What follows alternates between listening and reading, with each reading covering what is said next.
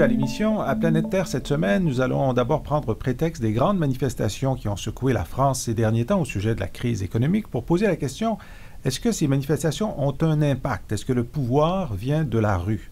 Nous allons en discuter avec Pascal Dufour, politologue de l'Université de Montréal, qui a creusé la question.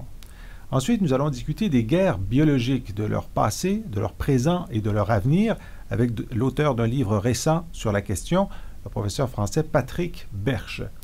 Et finalement, à notre segment « Voir, lire et entendre », nous allons parler d'un documentaire sur la 4e guerre mondiale, celle qui opposerait les manifestants anti-libéralisme et les néolibéraux.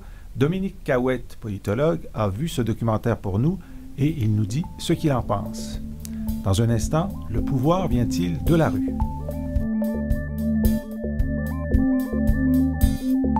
Une question, une réponse, c'est le segment où on aborde une grande question de politique, de l'organisation de la vie politique. Et cette semaine, la question, le pouvoir vient-il de la rue? Pour en discuter, notre invité Pascal Dufour. Bienvenue à l'émission. Merci, bonjour. Pascal Dufour, vous êtes politologue à l'Université de Montréal. Vous êtes membre, entre autres, du Centre de recherche sur le développement social, le CPDS, affilié au Cerium. Votre dernier texte paru, vous avez dirigé avec Isabelle Giraud. Avec Isabelle Giraud, ce numéro de Liens social et politique, les solidarités sans frontières entre permanence et changement. Mais nous vous invitons aujourd'hui pour le chapitre que vous avez consacré à la question des manifestations dans le livre collectif « La politique en question », qui a été fabriqué par vous-même et un certain nombre de vos collègues de l'Université de Montréal de sciences politiques pour le 50e anniversaire du département. Alors, j'ai une question pour vous. Le pouvoir vient-il de la rue? Et je vous demande comment vous venez à la conclusion qu'au cours des dernières décennies, depuis les années 80, il y a une résurgence de l'utilisation de la manifestation, qui est un vieux droit, mais dont de plus en plus de gens se servent un peu à travers le monde. En fait, il y a plus qu'une résurgence, je dirais qu'il y a une normalisation de l'utilisation de la manifestation. C'est que la manifestation comme répertoire d'action politique a au départ été utilisée comme quelque chose d'assez extrême. Donc on sortait du cadre, on sortait des normes quand on allait manifester. On peut penser aux grandes mobilisations ouvrières, on peut penser à la période de l'entre-deux-guerres, l'après-guerre aussi, même jusqu'à mai 68. Mais à partir de la fin des années 60, de plus en plus de gens descendent dans la rue et ces gens-là sont aussi ceux qui votent et non pas ceux qui s'opposent au système. Donc on a effectivement un nombre de manifestations qui augmente, mais c'est surtout la composition des manifestants qui amène à dire qu'en fait, il y a une normalisation qui s'est passée. Alors, voyons les deux. Le nombre de manifestations augmente, notamment à la faveur de manifestations anti-guerre et des contre-sommets. Expliquez-nous ce phénomène. Ça, c'est plus récent. Ça, c'est parce que c'est vraiment un processus de long terme. Hein. C'est, les années, je vous dis, la fin des années 60, c'est là qu'on voit un peu un changement. Mais c'est vrai qu'à partir du milieu des années 80, début des années 90, commence une nouvelle bataille sociale et politique autour de la question de la mondialisation économique, avec l'utilisation de la rue, beaucoup, comme façon de s'opposer à cette mondialisation dite néolibérale par les manifestants et par les organisations qui s'opposent notamment aux accords de libre-échange dans le cas du Québec ou du Canada, mais en Europe à d'autres formes de mondialisation économique. Donc, on a ça à partir du début des années 90 et effectivement, les contre-sommets ont été jusqu'à l'instauration des forums sociaux mondiaux la façon la plus visible et donc la plus médiatisée donc de s'opposer. Donc une grande manifestation face, par exemple, au sommet du G7 et ensuite du G8 et des sommets de chefs d'État ou de représentants gouvernementaux visant aux accords de libre-échange continentaux ou mondiaux. Oui, c'est ça, exactement. Et qui continue aujourd'hui, d'ailleurs, parce qu'on va passer du G8 au G20 et il va y avoir des manifestations contre le G20. C'est déjà programmé, c'est déjà prévu. Alors, il y a aussi, donc, vous notez que, en fait, la mobilisation contre l'intervention américaine en Irak en 2003 a donné lieu à la plus grande manifestation de l'histoire, enfin dans la mesure où on peut le compter. Et c'était vrai au Québec aussi, avec 150 000 manifestants dans la rue à Montréal. C'est la plus grande manifestation qu'on a pu recenser depuis que les gens ont fabriqué leur première pancarte. Alors, vous dites aussi, Pascal, qu'il y a un changement dans la composition des manifestants. Ce n'est plus le même type avant. Lorsque nous étions plus jeunes, les militants sortaient, les étudiants sortaient, les ouvriers, mais maintenant, il y a de nouveaux manifestants. Qui sont-ils? Les nouveaux manifestants sont les manifestants de la classe moyenne éduquée. Donc, les mêmes qui votent massivement sont aussi ceux qui vont manifester à certaines occasions relativement massivement. Dans le cas de la guerre en Irak est un très bon exemple, qui a été, juste revenir là-dessus parce que c'est intéressant, ça a été la plus grande manifestation au Québec.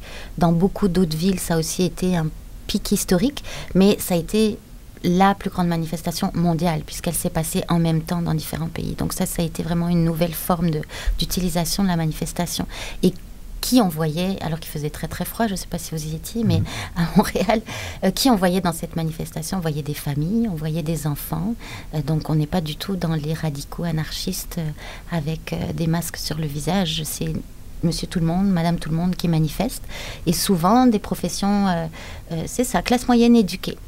Alors, parlons de l'articulation de la manifestation comme moyen politique avec les autres moyens politiques en démocratie. Alors, d'abord, évidemment, il y a le droit de vote, donc la capacité d'élire des représentants choisis. Il y a les groupes d'intérêt, que ce soit les syndicats, les ONG ou les chambres de commerce ou tous les groupes d'intérêt environnementaux ou autres, qui sont des relais de l'opinion. Et puis, il y a la manifestation. Comment est-ce que la manifestation s'articule avec ces autres moyens? Alors, je pourrais vous donner une réponse en théorie et une réponse en pratique. Alors, en théorie, la manifestation s'articule mal avec les autres modes de représentation. Parce que la théorie démocratique libérale dans laquelle on vit, ou dans laquelle, en tout cas, les pères fondateurs ont pensé notre démocratie, n'avait pas du tout envisagé la possibilité de la manifestation comme quelque chose de normal. La manifestation, c'est une irruption dans la vie publique qui vient casser le cours normal des choses. Maintenant, ce qu'on voit, ce qui se passe, donc la pratique, c'est que en fait, c'est plus une irruption dans la mesure où de plus en plus elle est utilisée, de plus en plus elle est normalisée. On le voit avec les rapports qui sont établis avec les forces de l'ordre. Ils ont l'habitude d'avoir des manifestations, ils discutent et dialoguent avec les forces de l'ordre, le service d'ordre par exemple des syndicats qui vont encadrer une manifestation. Donc c'est devenu quelque chose de routinier pour notre État moderne, mais qui n'est pas pensé théoriquement, parce que en théorie, la démocratie, c'est le pouvoir que le peuple a délégué à ses représentants, et éventuellement, dans les démocraties pluralistes, on accepte qu'il y ait des groupes d'intérêt qui interviennent en coulisses de temps en temps. Mais au-delà de ça, on n'est plus dans le cadre normal. Donc, on est en train de changer la normalité, parce qu'on se rend compte que des groupes d'intérêt sont parmi ceux qui planifient la manifestation, l'utilisent comme un de leurs outils. D'ailleurs, vous notez que, bon, il peut y avoir des représentants de mouvements sociaux qui, le lundi, sont à la table de concertation et négocient avec l'État. Le mardi, organisent la manifestation. Le mercredi, sont en train de mener la manifestation. Et le jeudi, retournent à la table de négociation. Donc, ça fait partie de l'expression de leur rapport de force. Tout à fait. Absolument. Il y a plus la frontière entre dedans ou dehors de l'État. La plupart des groupes qui veulent avoir un minimum d'efficacité sur le processus politique utilisent tous les outils qui sont à leur disposition, et la manifestation est un outil. Alors, l'efficacité de la manifestation, c'est souvent la question qu'on pose. On a vu 1 million de Français dans la rue cette année pour s'opposer à la politique du gouvernement français sur la réponse à la crise, et plusieurs manifestants étaient interviewés en disant « On sait que ça ne changera rien, mais on voulait dire ce qu'on pensait ». Bon, donc l'efficacité de la manifestation, elle dépend des circonstances. Au Québec, des manifestants ont eu raison, semble-t-il, du projet du Surroi, qui était la construction d'une usine de génération d'électricité au gaz. Dans d'autres cas, ça a été moins probant comme impact. Vous dites qu'on ne peut pas déclarer qu'en soi, la manifestation a un impact, mais comment juger de son efficacité? Mais en fait, ça dépend de quel point de vue vous vous placez. Si vous placé du point de vue de la mobilisation. La manifestation n'est qu'un élément de la mobilisation. Et donc, il faut avoir une perspective beaucoup plus large pour voir si, dans les 3 mois autour d'une thématique, il y a quelque chose qui a bougé dans le rapport de force avec le gouvernement. La mobilisation étant soit un point culminant, ou soit un départ, ou soit, des fois, l'annonce de la fin d'une mobilisation.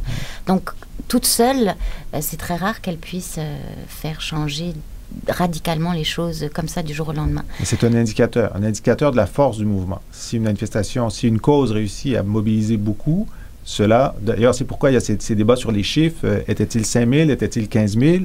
Enfin, s'ils étaient un certain nombre de milliers sur une cause, ça démontre qu'il y a une capacité de mobilisation.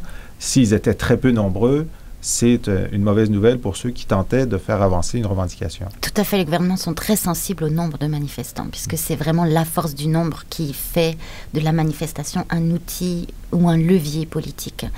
S'il n'y a pas le nombre, ça ne sert à rien de manifester, il faut utiliser d'autres stratégies. C'est aussi une façon, donc, pour les organisations qui organisent la manifestation de huiler leur machine, de la mobiliser, de transmettre de l'information. Maintenant, on voit la plupart du temps, les manifestations sont favorables à des revendications qui viennent de la gauche, du mouvement environnementaliste. Une fois de temps en temps, la droite descend dans la rue.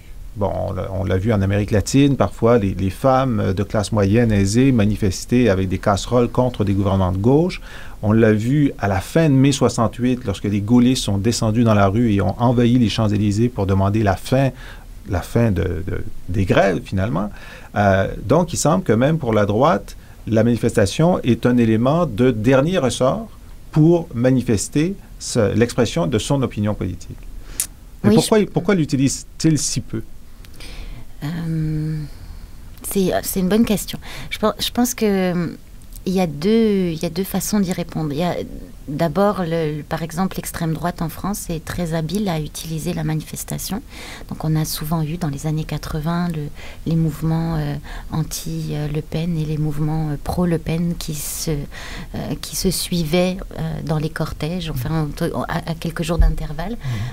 On a un peu l'équivalent, on va dire, même si le nombre est beaucoup moins fort au Québec, entre les pro et anti-avortement. Donc souvent, on voit qu'ils utilisent la rue comme théâtre de la lutte entre ces deux façons de rapport à l'avortement, à la question de l'avortement.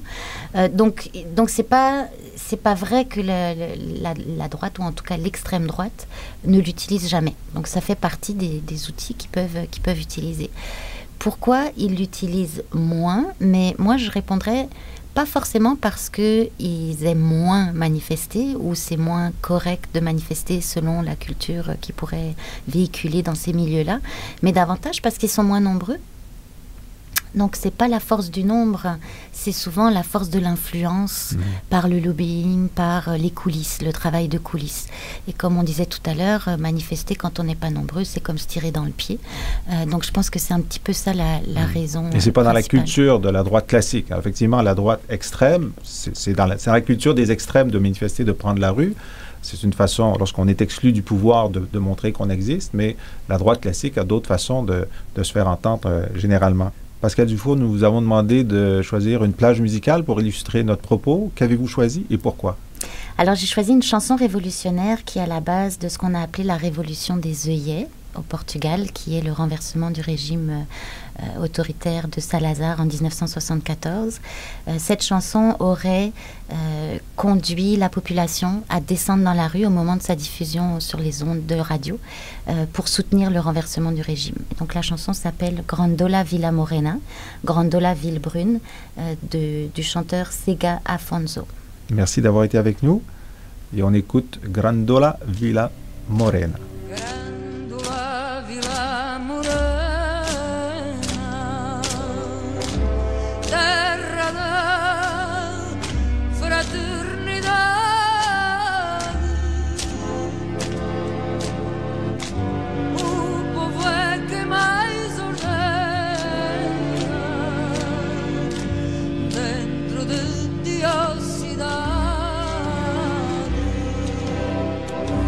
Dentro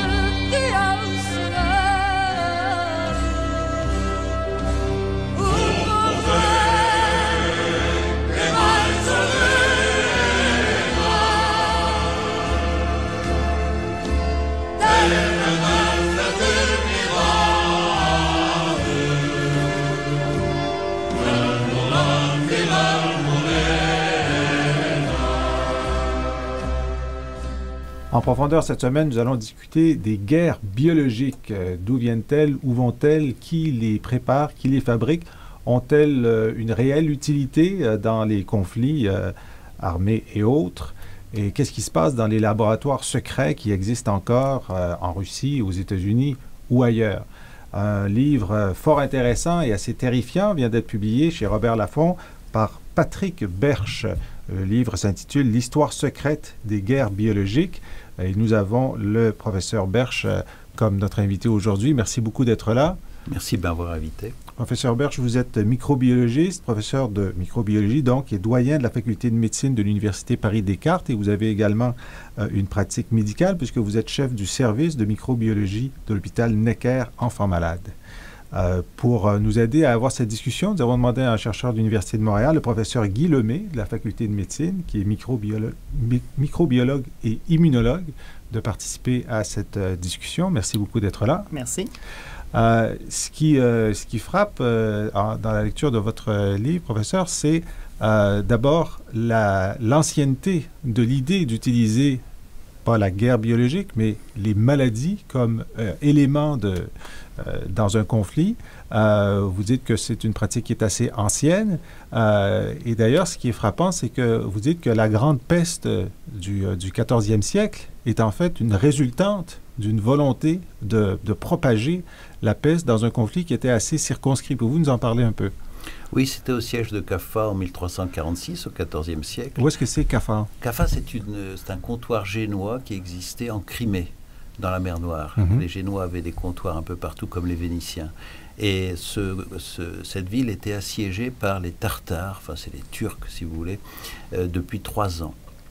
Et une épidémie de peste est arrivée chez les assiégeants. Et ils ont eu l'idée de catapulter les cadavres des pestiférés au-dessus des murailles de la ville, ce qui a déclenché une épidémie de peste dans Caffa. Et les Génois se sont enfuis sur, la légende dit, 5 ou 6 galères qui ont été vers l'Italie. Elles se sont arrêtées à Messine, où la peste s'est déclarée, puis en Italie, et la peste noire du Moyen-Âge, en 1347, a éclaté, et comme vous le savez, elle a décimé l'Europe, puisque près de 30% de la population de l'Europe au minimum a été tuée par la peste noire du Moyen-Âge. Alors, c'est un des éléments constants, c'est l'effet secondaire de la volonté d'utiliser donc la maladie comme arme de guerre. On ne peut pas contrôler, enfin correctement, la portée de... C'est un des gros problèmes de ces armes. Personne, l'attaquant ne maîtrise pas cette arme qui, en plus, étant l'utilisation d'un être vivant contre d'autres êtres vivants, ces micro-organismes peuvent évoluer dans la population. On peut les envoyer, si on peut dire, dans une population, mais personne ne maîtrise ce que va donner l'épidémie, et l'épidémie peut parfois se retourner contre les propres attaquants. C'est arrivé à plusieurs reprises. Bon, je veux absolument qu'on parle des plaines d'Abraham, parce que là, j'ai appris dans votre livre que l'utilisation donc de maladies avait été importante, pas dans le conflit entre les Britanniques et les Français au moment de la conquête de la Nouvelle-France, mais au moment de la tentative des Américains d'envahir Québec. Et là, donc, Benedict Arnold est aux plaines d'Abraham avec son armée. Et là, que fait l'armée britannique pour faire retourner le sort de la bataille? Alors ça, c'est un fait historique qui a été récemment révélé par une historienne américaine. Les Britanniques ont fait un subterfuge extrêmement sournois. Ils ont obligé la population civile de Québec à être variolisée. Alors, variolisée, c'est avant la vaccination de Jenner qui est apparue à la fin du XVIIIe siècle, donc on est en 1776 ou 75, et ils ont inoculé la variole par voie sous-cutanée habituellement à des sujets sains en sorte de les protéger. C'est-à-dire qu'on prenait sur les gens qui étaient atteints de variole, mais de façon plus faible, voilà, lorsqu'il était en voie d'être guéri. En voie de guérison. C'est ça. On prenait les croûtes. On prenait les croûtes et là, on les inoculait, on voilà, les scarifiait à différents endroits. Et ça entraînait, dans 1% des cas quand même, ou 1 sur 200, ça entraînait des varioles qui pouvaient être mortelles. Mais le gros inconvénient de cette technique, c'est que les variolisés étaient contagieux. Et donc, après quelques jours, il y a une certaine incubation, après quelques jours, ils ont envoyé et ils ont expulsé les civils québécois vers les patriotes américains qui faisaient le siège. Et ça a déclenché une épidémie de variole qui a obligé les soldats, les patriotes américains à se retirer. Donc l'histoire a tourné et vous auriez pu être un État américain. Je ne sais pas quel était le meilleur. Est-ce qu'on a été sauvé par la variole ou on a été meurtri par la variole? Enfin, mais c'est extraordinaire parce que pour vous ou pour cette historienne, c'est le facteur qui a fait tourner l'issue de la bataille. Oui, mais de nombreuses fois dans l'histoire, les maladies infectieuses, avec ou sans attaque délibérée, ont changé le cours de l'histoire. Par exemple, la conquête du Mexique par Cortés a été extrêmement facilitée par une épidémie de variole amenée par un esclave noir qui venait avec les troupes espagnoles débarquer au Mexique. Il y a eu 5 à 10 millions de morts. Ce qui fait que quelques centaines d'hommes ont conquis un empire de plusieurs millions en 1 ou 2 ans. Et ça, ce n'est pas voulu, c'est-à-dire c'est simplement la propagation d'une maladie qui n'était pas connue, pour lesquelles les Nord-Américains n'avaient pas d'anticorps, n'avaient pas d'accoutumance. Bon, alors ça, c'est l'utilisation donc de la maladie, catapulter des cadavres, etc., de façon un peu artisanale, avant que Pasteur ne découvre la façon d'isoler les germes, les microbes, et de les cultiver et de les faire multiplier. Et là encore, on voit la rapidité avec laquelle, dès que Pasteur découvre ça, la rapidité en quelques années où l'idée vient de cultiver des microbes à des fins d'extermination. Bon, d'abord d'animaux, par exemple de lapins en Australie, mais ensuite, on voit comment on peut l'utiliser dans des conflits. La découverte de Pasteur, c'est presque un paradigme en science. La science apporte le progrès, mais elle détient en elle ses propres vulnérabilités. Lorsque vous pouvez faire cultiver une bactérie dans un tube à essai ou un virus dans un tube à essai, vous détenez la clé pour avoir un vaccin, pour tester des médicaments, pour lutter contre la maladie, mais vous pouvez aussi préparer une arme que vous pouvez propager intentionnellement. C'est l'histoire de Dr. Jekyll et Mr. Hyde. Mais c'est vrai dans tous les domaines de la science. Et Pasteur lui-même a été le premier à développer la guerre biologique, puisqu'il a utilisé une bactérie qu'il a propagée en Champagne pour détruire les lapins qui détruisaient les vignes de la Veuve Pommery, une zone où on a un excellent champagne. Et puis ensuite, donc, il y a eu là aussi une extension de l'utilisation de ce microbe à toute la population de lapins de l'Europe. Voilà. Alors ça s'est passé un peu plus tard, en 1952. C'était la dissémination du virus de la myxomatose par un médecin qui voulait détruire les lapins de sa propriété, et la maladie s'est étendue à toute l'Europe. Mais la myxomatose, vous savez, en Australie en 1938, il y avait 1 milliard de lapins. Et ils ont introduit le virus de la myxomatose. En 1 an, il y avait 100 millions de lapins. Il y a 90% de mortalité. C'est donc très efficace. Et ensuite, ça a donné l'idée de l'utiliser évidemment contre les humains en temps de guerre. Alors passons donc au laboratoire, à la recherche au Pentagone ou en Union soviétique. Vous en parlez longuement. Professeur Lemay, comment est-ce que vous voyez l'importance ou l'efficacité de ces programmes? En fait, nous, évidemment, ce livre-là suscite beaucoup de discussions chez nous. On en a discuté entre nous au département depuis quelques jours déjà. En fait, nous, évidemment, ce qui nous fascine davantage, c'est votre épilogue où vous parlez de la recherche et ce que la recherche pourrait amener dans le développement de nouvelles armes biologiques. En fait, une première question que j'aurais à vous poser, vous mentionnez beaucoup dans votre livre, vous en avez parlé beaucoup dans votre conférence hier, la question du secret, des mensonges, de crimes d'État où un peu tout est camouflé. Et vous mentionnez d'ailleurs que la transparence deviendrait très importante dans le cas d'une attaque bioterroriste ou même dans le cas d'une épidémie naturelle. On pense à la grippe aviaire, par exemple. Par contre, d'un autre côté, vous semblez être favorable au fait qu'on ne devrait pas publier certaines choses, qu'on devrait garder secret certaines choses, qu'on devrait... Est-ce que c'est pas un peu contradictoire? Est-ce qu'on ne peut pas penser que des découvertes qui seraient faites et qui seraient gardées secrètes tomberaient entre de mauvaises mains et empêcheraient la recherche libre par des scientifiques qui veulent, au contraire, faire progresser des choses? Oui, c'est l'éternel débat. Lorsque l'on génère des connaissances, il faut que ce soit dans la liberté totale. Mais l'idée est la suivante. Faire éduquer le public scientifique, les scientifiques, à se dire pourquoi je fais cette recherche, est-ce qu'elle est éthique, est-ce qu'il y a d'autres voies possibles que de faire cette recherche? Et est-ce que j'ai le droit de publier quand j'obtiens des résultats? Ça ne veut pas dire qu'on ne puisse pas publier des choses et que ces choses, secondairement, sans qu'on s'en aperçoive, soient utilisées de façon inconditionnelle, mais il y a certaines publications qui sont, à mon sens, inadmissibles. Juste l'exemple que je donne, c'est, il y a 2 ou 3 exemples. En 2005, on a synthétisé le virus H1N1 responsable de la grippe espagnole qui a tué quand même en 1918 50 à 100 millions de personnes. Ce virus... Synthétisé, c'est-à-dire qu'on a réussi à le reproduire en laboratoire. À le reconstituer entièrement à partir de sa séquence, on l'a synthétisé, on a fait une résurrection du virus H1N1. Et en faisant cela, on a une arme terrifiante, puisque quand elle est testée chez les chimpanzés qui sont extrêmement proches génétiquement de l'homme, les chimpanzés meurent très rapidement d'une grippe très sévère. Donc ce virus nouveau, qui est dans un... On a publié la séquence, n'importe qui peut reproduire ces résultats, puisque c'est le principe même de la confrontation scientifique, c'est de pouvoir faire reproduire ces résultats. Est-ce qu'il était opportun de synthétiser ce virus? Est-ce qu'il était opportun de publier toutes les clés et tous les moyens de le resynthétiser? C'est une question qu'on peut se poser. Donc je pense que la liberté de connaissance, oui, mais la liberté a des limites et il faut que les scientifiques en soient conscients.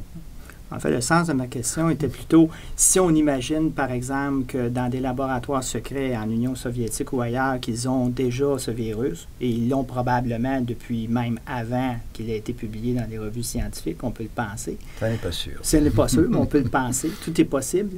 Est-ce que, justement, le fait qu'il soit maintenant disponible à la communauté scientifique mondiale pour faire des recherches pour de nouveaux vaccins, de nouveaux antiviraux, mieux comprendre la maladie, est-ce que ce n'est pas, justement, une protection contre l'utilisation de ce virus-là comme arme biologique? Je crois que le fond du problème, c'est le bénéfice-risque. Est-ce qu'on pouvait faire autrement pour faire progresser les recherches sur le virus de la grippe? Quel est le bénéfice pour la population et quel est le risque qu'on prend? Dans ce cas précis, il me semble qu'il y a plus de risques à publier comment on peut synthétiser un virus, parce que beaucoup de gens peuvent le faire techniquement, puisque c'est un petit virus de 15 000 nucléotides, que de faire d'autres recherches qui peuvent aboutir au même résultat. Est-ce qu'il n'y avait pas d'autres voies pour aboutir au même résultat? C'est qu'on est dans une nouvelle génération. Donc, le fait qu'on connaisse maintenant les clés du génome humain, le fait qu'on puisse faire la séquence génétique, le fait qu'on puisse décomposer et donc recomposer non seulement des virus préexistants, mais aussi peut-être en combiner de nouveaux, porte le risque à un niveau plus élevé. Mais la question que je veux vous poser aussi, c'est est-ce que on a vécu donc la Première Guerre mondiale, la Deuxième Guerre mondiale, la guerre froide. On n'a quand même pas l'impression que l'utilisation de la biologie dans ces conflits-là, dans les principaux conflits, a été si importante que ça. Est-ce qu'on se trompe? Est-ce qu'il y a une difficulté d'utilisation? Il y a des grandes difficultés d'utilisation et l'expérience japonaise est particulièrement éloquente. Ils ont fait une douzaine d'essais sur le terrain avec des gros moyens, des bombes, des aérosols, avec la peste, le charbon entre 1940 et 1942, avec le choléra. Et le résultat a été, bon, il y a eu beaucoup de victimes, mais c'était absolument ingérable parce que, par exemple, la dernière attaque en 1942 des Japonais, qui était une attaque au sol avec le choléra, s'est retournée, a fait 10 000 morts parmi les Chinois, les civils chinois, mais a fait 1700 morts au minimum dans les troupes japonaises. Donc, c'est des attaques, c'est des armes extrêmement difficiles à maîtriser et qui n'ont, à mon sens, aucun intérêt. Alors, quel serait le succès d'armes biologiques dans l'ère moderne? Alors, il y a deux menaces à l'avenir. L'une qui est celle de la prolifération de ces armes dans les pays de moyenne importance qui ne peuvent pas avoir accès à l'arme atomique et qui veulent avoir des moyens dissuasifs. Ils peuvent faire des programmes en quelques années, comme l'expérience sud-africaine ou l'expérience irakienne le montre. En quelques années, on peut faire un programme dangereux, vraiment dangereux, qui est probablement surtout dissuasif. Mais la deuxième chose, c'est l'utilisation par les bioterroristes. Alors les bioterroristes, eux, ont des desseins différents. Ils veulent des conséquences psychologiques. Et il est sûr que les conséquences psychologiques d'une attaque biologique, du fait du poids de l'histoire, des peurs, quand on parle de la grippe, quand on parle de la variole, ça fait peur. Je racontais hier qu'un cas de variole en 1947 à New York a entraîné la vaccination de 7 millions de personnes en quelques semaines. Et donc, vous voyez, la conséquence de ces peurs déstabilise les démocraties. Donc, on peut craindre, personne ne connaît l'avenir, mais on peut craindre des attaques bioterroristes qui pourraient avoir lieu dans des grandes villes européennes, mais aussi dans des villes du tiers-monde, qui pourraient alors propager la maladie. Mais c'est plus l'effet psychologique que le nombre de victimes qui est recherché. Et puis des dégâts économiques considérables. Je vous rappellerai une chose extraordinaire, c'est les guerres biologiques s'attaquent aussi au bétail et aux plantes. Et là, il y a deux événements historiques très parlants. C'est en 2001, l'épidémie de fièvre afteuse, qui n'était pas intentionnelle, mais qui était accidentelle, qui venait directement d'Inde par avion. Elle a été propagée, donc c'est plusieurs millions, 7 millions, je crois, de bovins, ovins et porcins qui ont été décimés. Ça a coûté 10 milliards d'euros aux Britanniques. Et puis il y a la fameuse épidémie de maladie de la pomme de terre en Irlande en 1847 qui a entraîné plus d'1 500 000 morts et des centaines de milliers de personnes qui ont afflué vers le Nouveau Monde. Professeur Lamy, à la question des stocks, par exemple, on a encore les souches de variole. Que faudrait-il faire avec? C'est une bonne question. En fait, juste une anecdote, puisqu'on parlait de peur des agents biologiques. J'avais votre livre dans mon bagage à main en fin de semaine dans l'avion, ce qui m'a donné droit à une fouille en règle lorsque la douanière a vu le titre du livre. Peut-être aucun rapport, mais effectivement, ça fait peur, ce genre de choses. En fait, vous mentionnez dans votre livre à un certain moment, d'ailleurs, des simulations qui ont été faites aux États-Unis sur possibilité de contamination de variole. En fait, vous mentionnez une simulation, une réponse du CDC. Ça, c'est un point, peut-être j'aimerais que vous élaboriez là-dessus. Est-ce que la simulation ou la réponse du CDC vous semble la plus juste? En fait, il y a un peu un scénario catastrophe et une réponse plus pondérée. Ensuite, on parlera de la destruction des stocks. Le CDC étant le Center for Disease Control, donc la grande administration américaine qui s'occupe justement des cas d'épidémie. Alors, ça se passe en 2000. C'est le scénario dit Dark Winter. Alors, Dark Winter, c'est une attaque sur je ne sais plus quelle ville des États-Unis par la variole. Il me semble que c'est la variole. Et oui, ils ont pris la variole. Et ils ont projeté qu'il y aurait 2 millions de cas aux États-Unis en l'espace de 2 mois. Alors, c'est un scénario, à mon sens, utilisé politiquement dans le but de renforcer les moyens sur les agents biologiques et sur la recherche sur les maladies infectieuses. Car dans ce scénario, ils ont pris ce que nous appelons notre jargon un R0 à 10, c'est-à-dire R0, c'est le nombre de cas qui, à partir d'un patient, ont été contaminés. 10 personnes pour un patient. Ce R0 à 10 est faux. Il est environ de 2,7 pour la variole d'après la littérature. Donc c'est beaucoup trop élevé. C'est un scénario élevé. Avec un taux de propagation. Il est vrai pour la rougeole, par exemple, mais il n'est pas vrai pour la variole. Donc il faut, pour attraper la variole, il faut parler pendant à peu près 1 heure avec quelqu'un qui a la variole. Ça se transmet par aérosol, donc c'est pas en 1 minute. Avec la grippe, c'est différent. Et il y a à peu près 3 personnes, moins de 3 personnes qui attrapent la variole en moyenne. Donc c'est ce qu'on appelle le R0. Ce R0 est très important. Et il y a une deuxième erreur dans le scénario, très importante erreur, c'est qu'ils considèrent que les patients sont contagieux au moment où ils ont la fièvre. La variole a une incubation de 14 jours. Les patients ont eu 42 fièvres pendant 4 jours et au bout de 4 jours apparaît l'éruption. Or, ce qu'on sait, c'est que certes, il y a un peu de virus dans leur salive, mais ils ne sont pas contagieux probablement. Et la contagion apparaît réellement 4 jours après le début de la maladie. Donc si vous enlevez ça, eh bien vous avez le facteur temps à quelques jours près. D'abord, ils considèrent qu'on n'a pas isolé immédiatement le premier cas parce qu'on ne l'a pas reconnu. Or, moi, j'ai jamais vu de variole dans ma vie professionnelle pour cause, mais je reconnaîtrais une variole à tout moment. Il suffit de voir un jeune en train de mourir avec une éruption très particulière. Personne ne peut passer à côté d'un cas de variole. Donc, c'est des scénarios catastrophes. Et il est probable qu'une attaque par la variole, ça dépend du scénario, mais s'il y a quelques cas au début, et si on les contrôle très vite par ring vaccination, par la vaccination en cercle, on pourra la contrôler relativement facilement, je pense. Mais personne ne peut prédire l'avenir avec certitude. Juste préciser que donc, quand on dit ce scénario Dark Winter, donc hiver glauque, pour dire le moins, c'est qu'on crée une situation où il y a un début d'épidémie, et là, il y a quelqu'un qui joue le rôle du président. Voilà. C'était Sam Nunn, l'ancien secrétaire à la Défense, absolument. Et on essaie de voir si l'institution réussirait à circonscrire le mal. Et dans ce scénario, mais très chargé, enfin, à cause de ces chiffres exagérés, donc on n'avait pas réussi à circonscrire le mal avant de perdre 10 millions de personnes. C'était le chaos. Ouais. Évidemment, ils n'envoyaient pas le virus de la variole. Non, c'était un scénario purement théorique, administratif et théorique, mais on voyait qu'assez vite.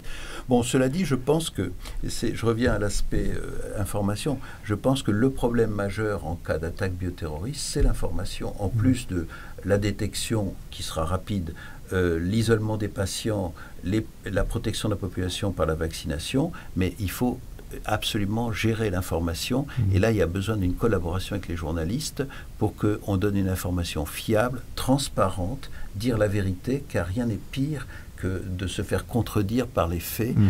Et donc, s'il n'y a plus de confiance avec la population, on ne peut plus gérer les affaires. Et on l'a vu au cours du scénario d'attaque de septembre-octobre 2001 avec les enveloppes chargées de bacilles de spores de charbon, d'anthrax. Oui. Le professeur Lemay, sur ces stocks. Sur ces stocks de variole, comme vous savez, il y a quelques années déjà, beaucoup de scientifiques s'étaient opposés en fait à la destruction des stocks qui restent. Il en reste officiellement 2. Vous êtes en faveur de la destruction de ces stocks-là. J'aurais tendance à être d'accord avec vous, alors que je ne l'aurais pas été, effectivement, il y a 10 ou 15 ans, puisque maintenant, comme on a les séquences nucléotidiques de ces virus, on ne voit plus l'intérêt de garder ces stocks. Est-ce que vous savez pourquoi certaines personnes tiennent à les garder? Alors, j'ai même écrit des articles aux États-Unis là-dessus, pour la destruction. Alors que vous dites, moi je dirais les scientifiques sont très partagés. Il y a une fraction majoritaire qui veut détruire et une fraction minoritaire qui veut garder ses stocks avec des arguments du style « Mais comment fera-t-on pour trouver un médicament contre la variole si la variole apparaissait ?» Mais aucune recherche sur les médicaments n'est faite actuellement sur la variole. Deuxièmement, enfin il y a toutes sortes d'arguments. C'est la première fois qu'on détruirait une espèce vivante. Ce qui est un argument qui a été publié dans Nature. C'est un argument à mon sens, inacceptable, parce qu'on a détruit beaucoup d'espèces vivantes qui étaient beaucoup moins dangereuses que la variole, sans hésiter, y compris certaines espèces humaines, certaines races humaines, si je puis dire, certains groupes humains. Donc, je ne vois aucune raison. Alors, à partir de ce type d'argument, l'OMS voulait absolument détruire, attendu qu'il peut y avoir des accidents. Et à partir des arguments que vous avez développés, on a dit, on va séquencer le virus. Et c'est Greg Venture et d'autres, dans 4 laboratoires dans le monde, en Afrique du Sud à l'époque, en Angleterre, aux États-Unis et en URSS, on a séquencé des fragments de virus et on a la séquence totale qui a été publiée, mise sur Internet, 1992, un papier de Greg Venture notamment. Et donc, on possède la séquence. On a dit, comme on a les clones et que les clones sont séparés, on pourra les reconstituer si on avait besoin, donc on peut détruire. Alors après, la secte Aum survient le 11 septembre, et maintenant, les Américains et les Russes ne veulent pas détruire. Il y a donc actuellement 450 souches à Atlanta, 150 souches à Koltsovo, à côté de Novosibirsk, et peut-être d'autres stocks. On est à la merci d'un accident, d'une malveillance, d'un acte de corruption qui pourrait permettre à des terroristes de se procurer ces micro-organismes, et je trouve ça inadmissible. Donc, maintenant qu'on peut en plus séquencer, vous savez que Greg Venture récemment a séquencé une bactérie, un mycoplasme, qui fait 600 000 nucléotides. Le virus de la variole en fait 200 000. Donc on peut parfaitement séquencer le virus de la variole. Je ne vois plus de raison de garder ce fléau qui a tué des centaines de millions de personnes depuis l'Antiquité. Et juste pour préciser, donc la secte Aum, c'est cette secte japonaise qui avait fait une attaque biologique dans le métro. En mars 1995, mais qui avait fait plusieurs tentatives d'attaques biologiques infructueuses aussi contre la population japonaise. C'est tout le temps que nous avons, malheureusement, pour un sujet qui pourrait nous occuper encore longtemps. Patrick Berge, nous avons demandé, comme c'est la tradition à cette émission, de choisir une plage musicale qui illustre un peu notre propos. Qu'avez-vous choisi et pourquoi? Alors j'ai choisi une plage musicale, enfin un morceau peu connu. Votre question m'a surpris. Mettre de la musique là-dessus, je n'y avais pas pensé. J'ai trouvé que c'était très original. Et la première chose qui m'est venue à l'esprit, c'est Mars, les planètes de Holst. Et puis après, je me suis dit, c'est trop militaire et pas assez, et j'ai choisi L'île des morts de Max Reger. Alors pourquoi l'île des morts? C'est une musique, vous allez voir, qui est à la fois paisible, angoissante et mystérieuse. Cette musique, L'île des morts, à mon sens, ça résume le livre. J'ai beaucoup d'histoires d'îles. J'ai l'île de la Renaissance, Vorozdenica, où ont été faites des expériences. J'ai l'île de Solovetsky, dans l'archipel de la mer Blanche, l'archipel du Goulag, où ont été faites des expériences humaines. Il y a l'île de Horn, il y a Grosse-Île, à côté de Montréal. J'ai toute une série d'îles. Ça, c'est les îles où on avait des bases militaires secrètes. Et puis, les îles sont aussi... Les bases militaires sont aussi des îles, puisque personne, isolement de personne ne savait ce qu'on faisait dans ces bases militaires en URSS, en Chine et à travers les États-Unis. Et puis, il y a encore une autre île, c'est l'île programme, si vous voulez, l'isolement d'un programme biologique que personne ne connaissait comme biopréparable, le programme américain qui était méconnu complètement puisque tous ces programmes étaient secrets. Donc, mon livre, c'est l'histoire du secret et de la désinformation. Et parler de l'île aux morts, c'est aussi rendre hommage à toutes les victimes qui ont été massacrées par des gens comme le général Ishii ou d'autres qui ont été victimes de ces agents biologiques. Patrick Berche, merci beaucoup d'avoir répondu à nos questions. Professeur Lemay, merci beaucoup d'avoir été avec nous. Merci. Et nous écoutons, grâce à vous, professeur Berche, Max Reger, L'île des morts.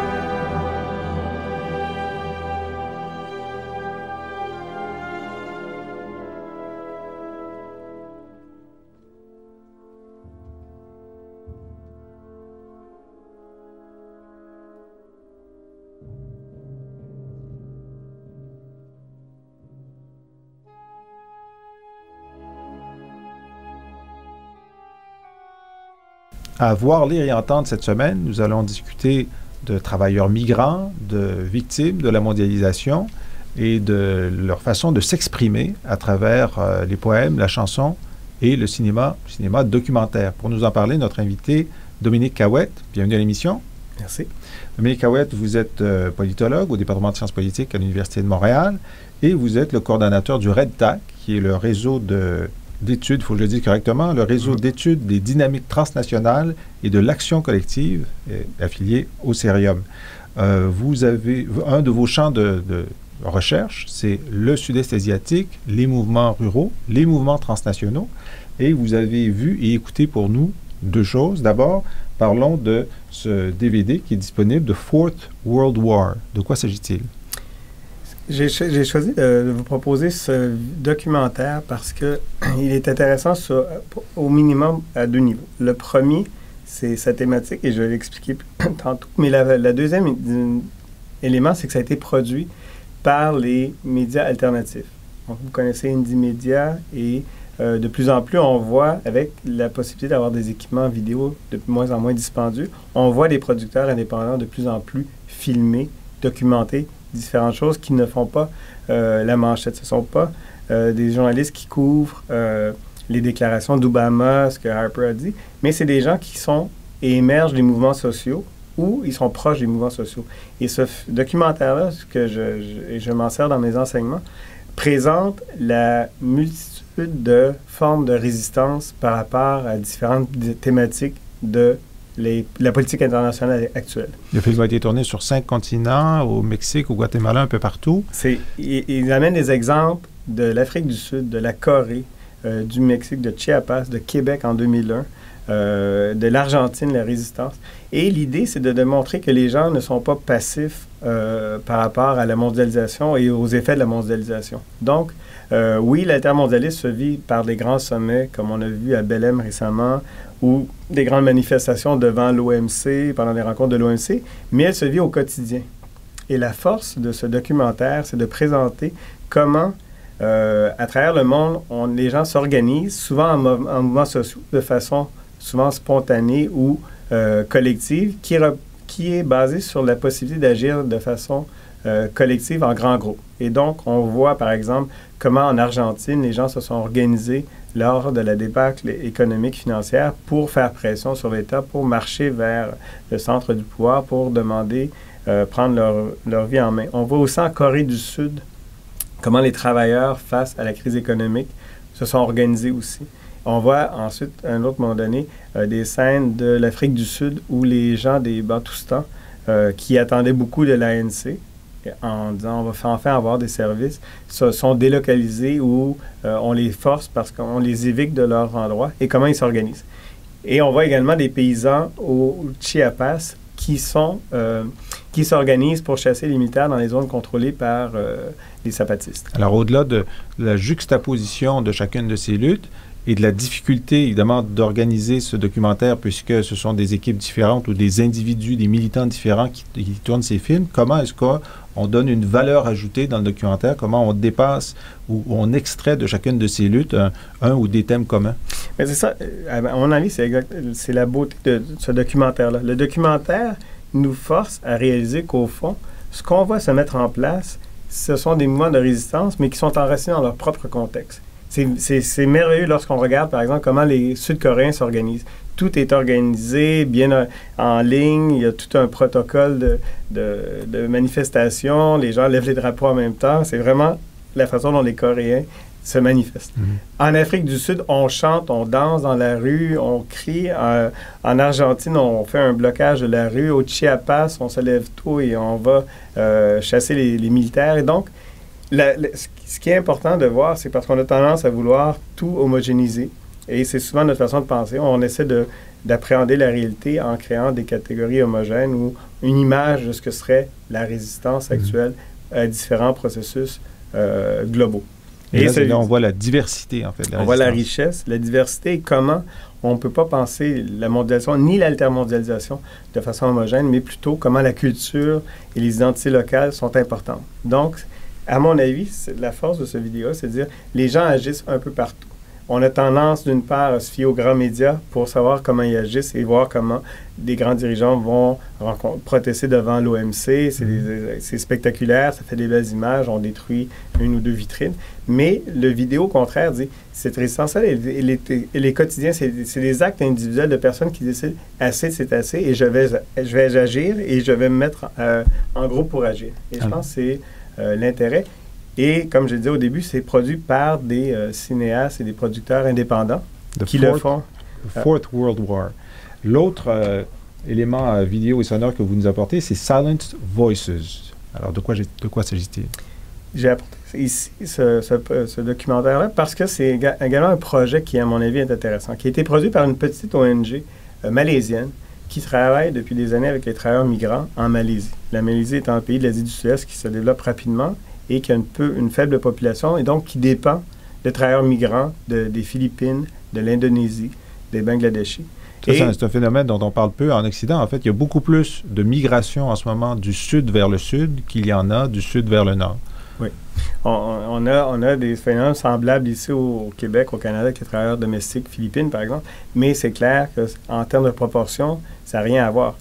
Lorsqu'il y a eu la crise économique en Malaisie, on a parlé de repousser à la frontière. La Malaisie a repoussé 1 million d'Indonésiens. 1 million? 1 million de travailleurs sans statut qui a été repoussé.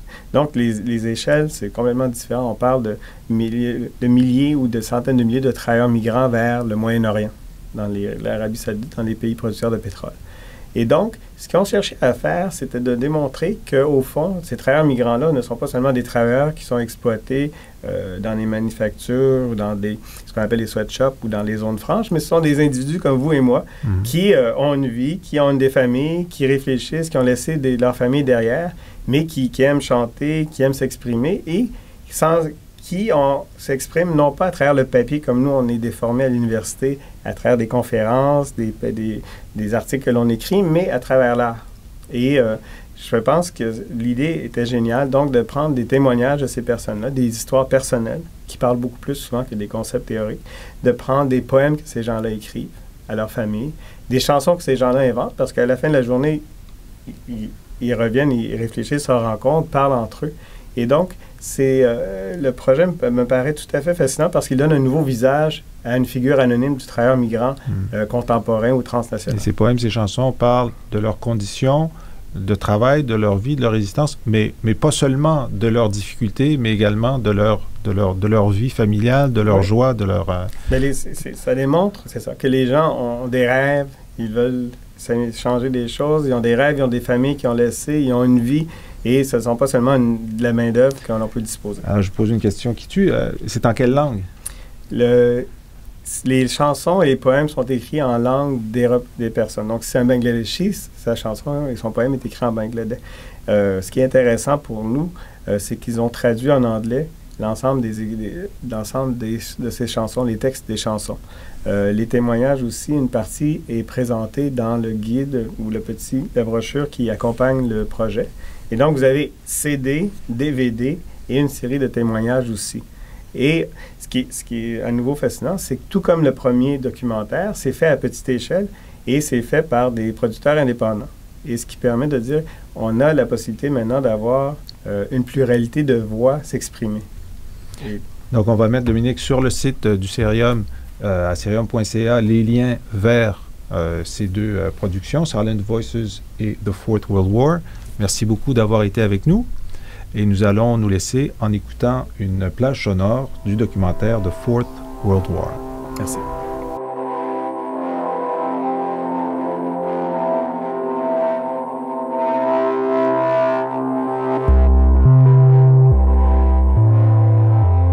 It is hard now to remember what life was like back then. I believed them when they told me that I was alone in the world and that this place and time were invincible. Before that day in September, in April, in December, in May, in November, when this city's veins opened and we lived 100 years of history in one afternoon, the world has changed and we have changed with it. The stories we were told about ourselves and our place in the world no longer seem to make sense, and they have left us to walk these streets as strangers. And so we walk and we listen to other voices in other places. Nous vous invitons à venir sur le site cerium.ca pour avoir des informations sur les livres dont on vous a parlé, les choix musicaux de nos invités, pour voir aussi quelles seront les conférences au Cerium la semaine prochaine, et aussi pour voir le détail de nos écoles d'été. Alors, elles sont maintenant lancées les 2 premières semaines de juillet qui vient, pendant 6 jours pour chacune de ces écoles. Les gens qui sont intéressés aux affaires internationales, c'est-à-dire vous, les auditeurs de Planète Terre, est invité à venir vous inscrire. De quoi parlera-t-on cette année? Mais il y a 8 écoles différentes qui vous sont proposées sur ces 2 semaines. Je vous les nomme rapidement. La présidence d'Obama, l'an 1. L'Inde, surprenante modernité. La Chine éveillée, comment elle change et nous change. Terrorisme, le comprendre pour le prévenir. La biodiversité, un état de situation. Le droit international des changements climatiques, les opérations de paix, comment réaliser la paix, et finalement pluralisme et radicalisation dans le monde arabe. Alors dans chaque cas, une dizaine de conférenciers vous font comprendre les différentes facettes de chacun de ces sujets pendant 6 jours, donc du lundi au samedi. Vous pouvez vous y inscrire comme auditeur libre, écouter, faire les lectures. Et si vous travaillez pour une entreprise qui doit vous donner de la formation, c'est bien sûr admissible au crédit de formation. Merci à l'équipe technique de Planète Terre, Luc Laflamme, Charlène Ricard, et à la semaine prochaine.